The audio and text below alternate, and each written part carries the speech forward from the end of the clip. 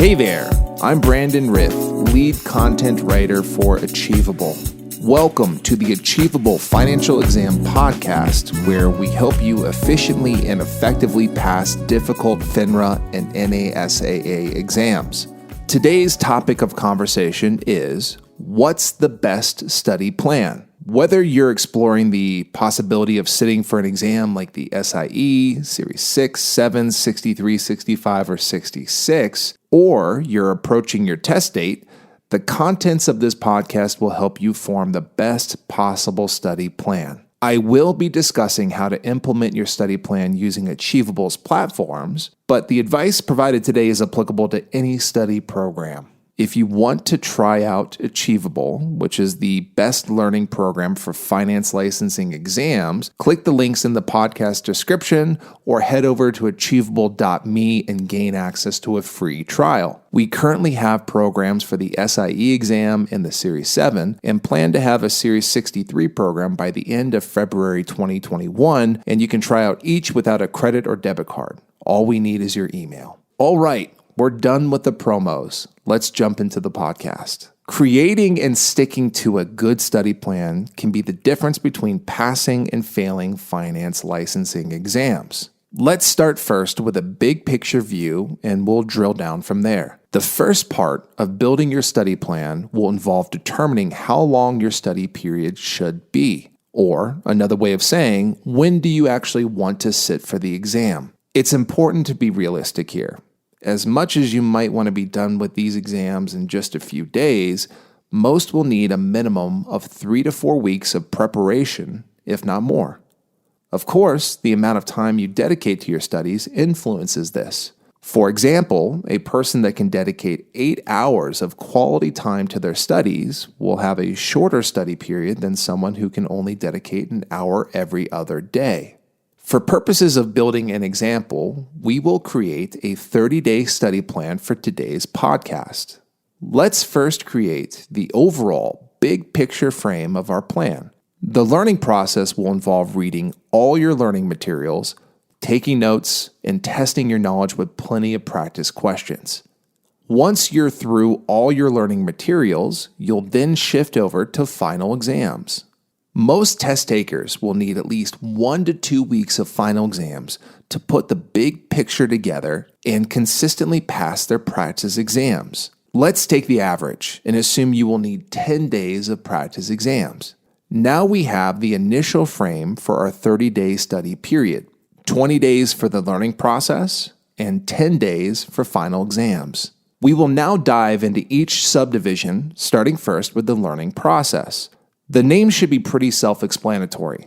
The learning process is where you learn the material. The best way to approach it is this: read, take practice questions, and repeat until you're through all the material. It sounds easy, but many test takers will deviate from this plan by skimming the reading material, skipping practice questions, or simply jumping automatically to final exams. While cutting corners may not be a problem for a small percentage of test takers, it will result in more work and headache for the vast majority. I can't tell you how many people have reached out to me for tutoring, thinking they need professional help, when in fact the problem was skipping past material and not having a good study plan. Don't do this. As specific as possible, here's what I recommend you do. Most learning materials are broken up into chapters and sub-chapters. In fact, this is how Achievable is broken up. First, read through all the sub-chapters of a full chapter. For example, Achievable's first chapter for the SIE exam is Common Stock. There are 19 sub-chapters in this chapter, including rights of stockholders, cash dividends, and stock risks. Each sub-chapter requires somewhere between 5 and 15 minutes to read. Read through each, and if you're using Achievable, mark completed at the bottom of each subchapter.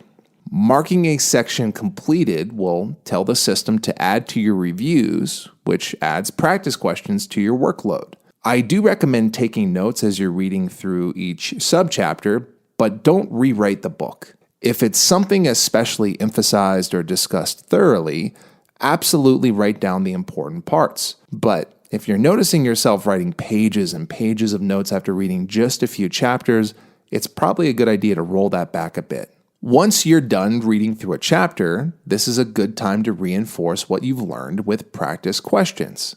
If you're using Achievable, the reviews function will filter questions your way on material you've been through.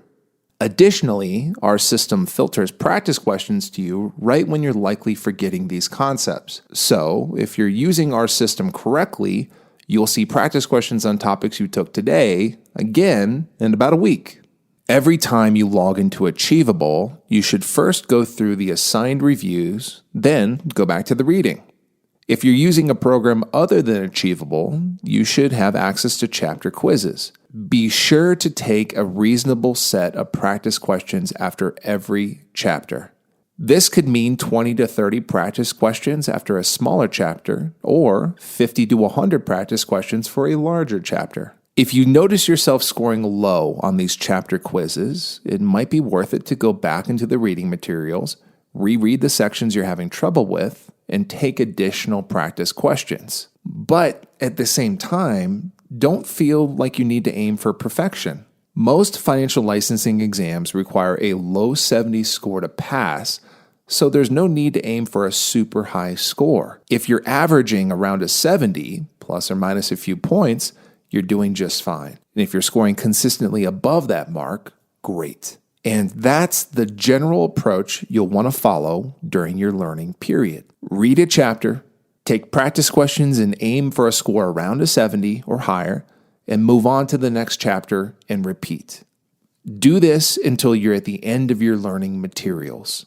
Also, make sure that you're following a good pace to finish your learning process on time. With the original 30-day study period that we built, we dedicated 20 of those days to the learning process. Before you even start your learning process, you should determine how many chapters are in your materials and do some quick math to determine how much time you have for each chapter. For example, Achievable Series 7 program has 16 chapters. With a 20-day learning process, that allows 1 day for each chapter with 4 extra days for breaks or extra time on specific areas. Of course, every chapter is unique one way or another. Some are longer and more intense, and some are shorter and fairly intuitive. In the example study period that we're utilizing, the 4 buffer days should be utilized as breaks or opportunities to spend extra time on more challenging chapters. You could also build additional buffer days by going through multiple chapters in 1 day. For example, the preferred stock chapter in Achievable Series 7 program should take roughly an hour to read through, with maybe another hour to take several practice questions on that chapter. Use the extra time you have left over to continue forward through the material and build those additional buffer days. They will be very valuable, especially if you need extra time on chapters or if something unexpected like getting sick occurs in your personal life. Let's go ahead and summarize the study period that we just discussed. Read through a chapter, take practice questions on that chapter, and then repeat that until you're through all the material. If your study process is longer, say over 2 or more months, be sure to take practice questions on older chapters that you've already completed, maybe once a week. You don't want to lose track of the concepts that you've already learned.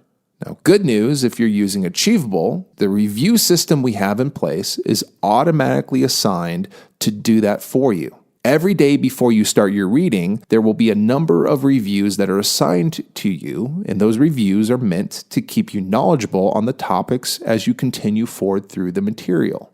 Okay, that was the learning period. Now, let's talk about the last and final part of your study plan, which is the final exam period. At the very least, I recommend giving yourself at least a week to take and review practice exams. In our example, we've allocated 10 days of our 30-day study plan to final exams. One of the biggest mistakes people make when prepping for finance exams is not taking enough practice exams.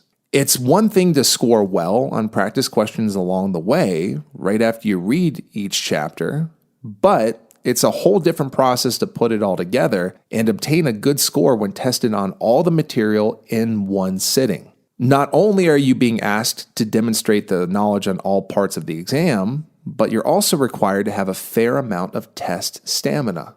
The Series 7, for example, is a 135-question exam over a maximum of 3 hours and 45 minutes. It is not an easy task to sit down for a prolonged period of time, almost 4 hours with the Series 7, and continually answer difficult finance questions. Would you ever want to run a marathon without any practice? You might be able to do it, but it'll be pretty difficult without any pre-built endurance. Finance exams work the same way. If the actual exam is the first or second time you're sitting for a full exam, this will work against you and drive your score downward. No question. Most test takers should aim for a minimum of 5 practice exams, preferably more like 10 or more. This will not only help you build test endurance, but it'll also help calm your nerves. Practice makes perfect. The more that you simulate the real exam, the less that the real test date will feel like an awkward or a first-time event. When I say simulate the exam, I really mean it. Every time you sit for a practice exam, you need to put all your notes away and treat it like the real exam. If you want to create a dump sheet, which is a cheat sheet you can create from memory with some formulas and quick tidbits to know for the exam, you can absolutely do this. Be sure to create that dump sheet after you begin the exam. The test center, when you actually take the real exam, will not allow you to utilize your scratch notepad until your exam actually starts and the timer is ticking. If you're looking for an example dump sheet for the SIE or Series 7 exam, we have both on Achievable's forums, which you can find the links to in this podcast's description. Taking your practice exam without any external help other than maybe a dump sheet is extremely important to your success. I cannot stress that enough. If you look up answers on your practice exam in your learning materials or through a Google search, you are setting yourself up for failure. Not only will your final exam score be inflated, but you're also subconsciously building a system of dependence. You're not going to have access to those resources on the real exam, and trust me, that will have some kind of psychological effect on you when you come across a difficult question that you don't know the answer to. One of my biggest pieces of advice for anyone preparing for these exams is don't ever use outside resources on a practice exam. Ever. Trust me, it's in your best interest. Although it is nice to get instant feedback by looking up answers, take the exam without any unfair resources and be sure to do a thorough review immediately after. Doing it this way will also help you commit the material to long-term memory more efficiently and effectively. When the human brain encounters a foreign topic or concept, we are more likely to commit it to long-term memory when we see that topic or concept on multiple occasions. When you originally see the question and think it through, that's occasion number 1. When you review it an hour or 2 later, that's occasion number 2.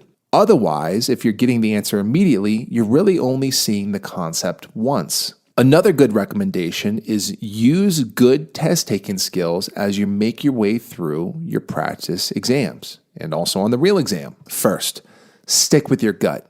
Don't change answers. Maybe if you go back and review some of the questions you've gone through and you see you missed something or something else came to mind, of course, change the answer then. But don't just change answers on a whim. Your gut is usually a part of your brain telling you that you know the topic and trying to remind you of something that you learned a while back. And that gut feeling you're getting is pointing you most likely to the best answer that's in front of you. Second, be confident in your abilities. Don't talk yourself out of right answers. A lack of confidence usually spirals into anxiety, and the more anxious you are on the exam, the less brain power you're dedicating to each question. So confidence is important. Third, you gotta be constantly aware that most of the questions you're seeing are built to trick you by either providing too much information or through vague language aimed to point you to a wrong answer. The more you know that they're trying to trick you, the less that their tricks will work on you. And last, quick test-taking skill, make sure that you're timing yourself on your practice exam, and on the real exam, keep track of how much time you've spent. There'll be a timer on your screen at all times. You want to make sure that you're going to finish the exam on time because On the real exam, for any question that you don't finish within the time allotted is automatically counted as a wrong answer. You have to finish the test on time. Once you finish your practice exam, you'll get a score. Most finance exams require a low 70 score to pass, and your practice exam scores are your best indication of your ability to pass the actual test. The higher and more consistent your practice exam scores, the more likely you'll pass the real exam. When one of my students begins scoring in the 60s on their practice exams, I know they have at least a chance of passing the real test. My best story was a former student that obtained a high score of 60 on a practice exam the night before the real test and went on to pass the next day. While I was ecstatic and super happy for this student, I need you to know that this is not normal. In fact, the majority of people with scores in the 60s on practice exams go on to fail the real test. Even with scores in the high 60s, the chips are stacked against you. It doesn't mean you can't pass, it just means probability is not on your side. Once someone begins scoring in the 70s, their chances of passing rapidly start increasing. And the higher your score goes on those practice exams, the better the probability of you passing the test. If you want to be safe, I recommend aiming for a consistent score in the high 70s or low 80s. And when I say consistent, I mean average the last 3 to 4 practice exams that you've taken. And if you're scoring a 77 or 78 on average, then you're most likely going to pass the actual test. It might take 10, 15, maybe even 20 practice finals to get to that point. But once you get there, your chances of failing decrease dramatically. Good news, Achievable allows for an unlimited number of practice finals. If you're using a different learning system that only provides a limited number of practice exams, it's probably worth it to consider using another platform unless you're very confident with the material. Now, let's say that you're obtaining practice final scores that you're happy with. Even when that's the case, it's very, very, very important to review every practice exam immediately after you take it. Maybe take a quick 10 to 15 minute break between the end of the exam and the review, but it's always more impactful to review right after versus waiting several hours or days. When you review a practice exam, I recommend reviewing every single question. And yes, this will be a significant investment of time, but trust me, it'll pay off. Some people just review the missed questions, which is somewhat valuable, but think about this. What about those questions that you guessed on and randomly answered correctly? You're not going to increase your knowledge on those test concepts if you only review the missed. They'll be lost in the wind. When you review a specific question, you should be aiming to review beyond the specific focus of the question. Of course, you want to understand why you got a specific question right or wrong. Definitely figure that out. But also ask yourself this: if I see this topic tested in a completely different way or in another unique scenario, do I feel like I would get that question correct? If you feel like you understand the topic fully after the answer explanation, move on and review the next question. If you still feel confused after reading through the question, answer, and explanation, then you should cross-reference the reading material and learn more about the topic. If the topic still doesn't click at that point, search out other resources. That could be YouTube videos, Investopedia articles, even talking to a colleague potentially. And last, if you still feel challenged by really important parts of the material, it might be worth it to consider hiring a tutor. Another thing that I highly recommend during your review is to start taking notes in efforts to create a final review notebook.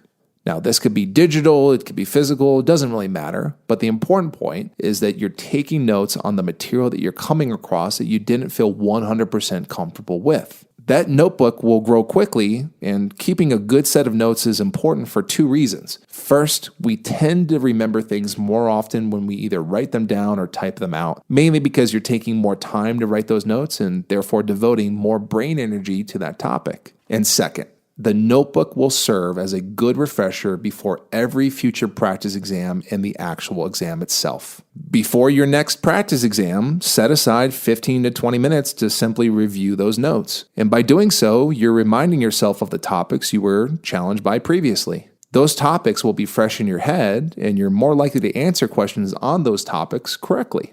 And you should do the same prior to the real test as well. Whether you're doing a virtual exam or going to the test center, Build out 20 to 30 minutes to give yourself a confidence pep talk and to review those notes. Go into the exam with those details fresh in your mind, and your chances of passing will absolutely increase. Okay, that is a good study plan. Let's go ahead and summarize the big important points from today's podcast. First, always create a study plan and follow it. Build that study plan around the amount of time you have before the actual test. 30 days was the overall time frame we used in today's example. You should dedicate 60 to 70% of your study period to the learning process, where you'll read through the learning program and take numerous practice questions. 20 days of our 30-day study period was dedicated to that. You should allocate the other 30 to 40% of your study period to practice exams. 10 days of our 30-day study period in this example was dedicated to that.